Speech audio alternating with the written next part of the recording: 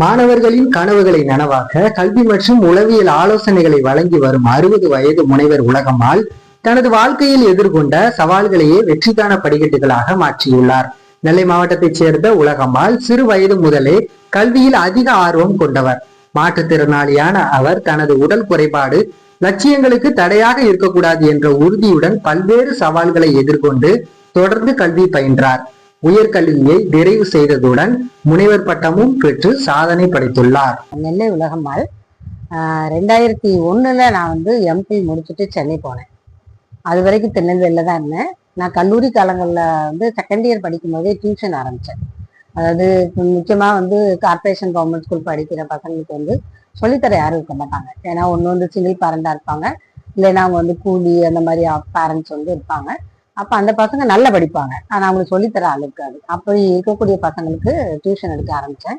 அப்போ எங்கள் அப்பா கூட என்கரேஜ் பண்ணல. என்ன அப்படின்னா, ஒரு குழந்தையோட வாழ்க்கை அது நீ தான் கல்லூரி தான் படிக்கிற, உன்னால சொல்லித்தர முடியுமா பாரு அப்படின்னாங்க.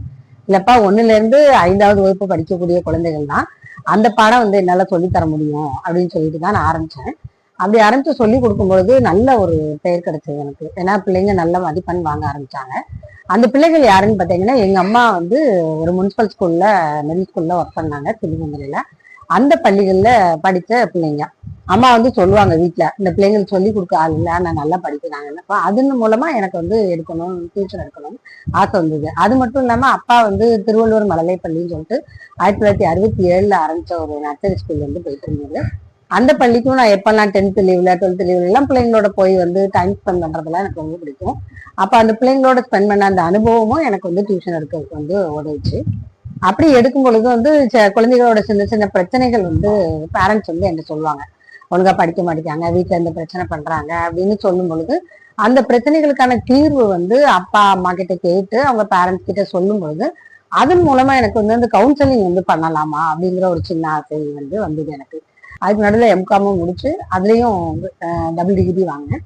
அப்புறம் டிப்ளமோ இன் கோஆபரேஷன் முடிச்சுட்டு அதுல எனக்கு வேலைகள் பார்ப்போம், டைரக்ட் போஸ்டிங்லாம் வந்தது. பட் நான் 2001 எம்பி முடிச்சோடனே சென்னை போனதுனால அங்க தம்பி IAS IPS coaching centre start பண்ணாரு. ஸோ அதுல நான் படிக்கிறதுக்காக தான் போனேன். ஆக்சுவலா நானும் ஐஏஎஸ் எக்ஸாமினேஷன் எழுதலாம், யூபிஎஸ்சி எக்ஸாம் எழுதலாம்னு சொல்லிட்டு தான் போனேன் அங்கே கிளாஸஸ் அட்டன் பண்றதுக்கு. பட் ஆக்சிடென்டலி நான் இங்கே டியூஷன்ஸ் எடுத்தது பிளஸ் இந்த கல்லூரிகள்லயும் போய் நான் கிளாஸஸ் எடுப்பேன். அந்த மாதிரி அந்த அனுபவம் அங்க போய் உட்காரும்போது அட்மினிஸ்ட்ரேஷன்ல ஃபுல்லா என்னை நான் ஈடுபடுத்திட்டேன். 2 அட்டம் கொடுத்தேன், ப்ரிலிமினரி மட்டும்தான் 2 அட்டம் கொடுத்தேன். பட் 2 அட்டம் எனக்கு ஒரு அனுபவமா தான் இருந்தது. ஏன்னா யூபிஎஸ்சி படிக்கிற பசங்களுக்கான என்னென்ன கஷ்டங்கள் இருக்கும், அவங்க எக்ஸாமினேஷன் எழுதுறதுக்கு என்ன மாதிரியா ப்ரிப்பேர் பண்ணணும் எல்லாமே என்னால புரிஞ்சுக்க முடியுது. ஸோ அதை வச்சு அப்படியே 14 வருஷம் ஓடிச்சு. 2014 வரைக்கும் போயிட்டது. நமக்கு கொடுத்த அந்த கல்வி, என்னுடைய பெற்றோர் எனக்கு கொடுத்த கல்வியை நிறைய பேருக்கு நான் கொண்டு சேர்க்கணும் அப்படிங்கிறது என்னுடைய ஆசை.